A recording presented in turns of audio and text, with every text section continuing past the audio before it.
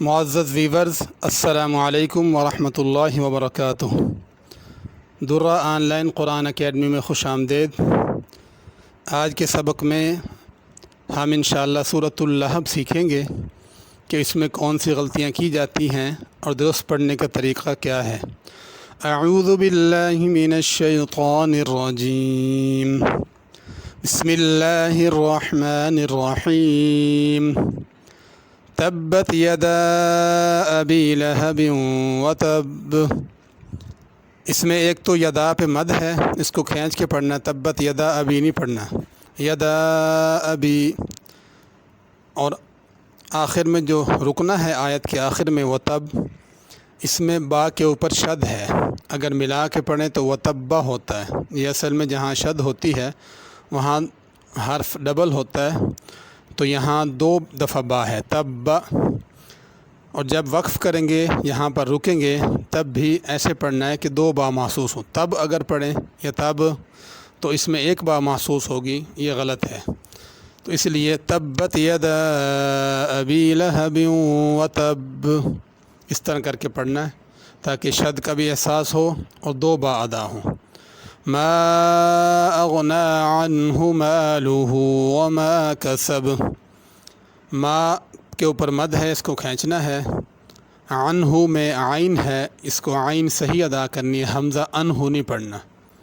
مالہ وما کسب، کسب آخر میں با ہے، اس پہ قلقلہ ہے، یعنی اس کو ذرا تھوڑا سا جنبش دے کے پڑھنا ہے، کسب۔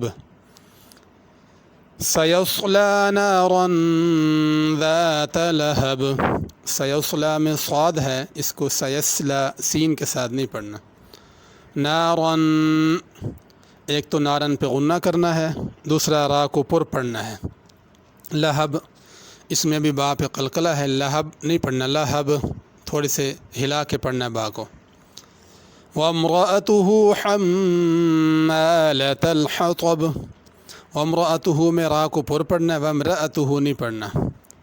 حمالہ اور الحطب اس دونوں جگہ پہ بڑی حا ہے، اس کو حمالۃ الحطب نہیں پڑھنا، حمالۃ الحطب۔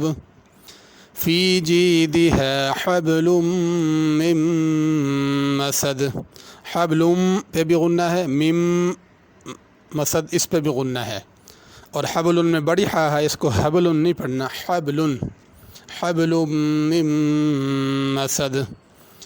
تو ہر آیت کے آخر میں قلقلہ بھی ہے، اور خصوصی طور پہ جو اس صورت میں قابل توجہ چیز ہے وہ یہ ہے کہ تبت یدا ابی لہب وتب، اس طرح کر کے پڑھنا ہے، تب نہیں پڑھنا کہ 1 با محسوس ہو۔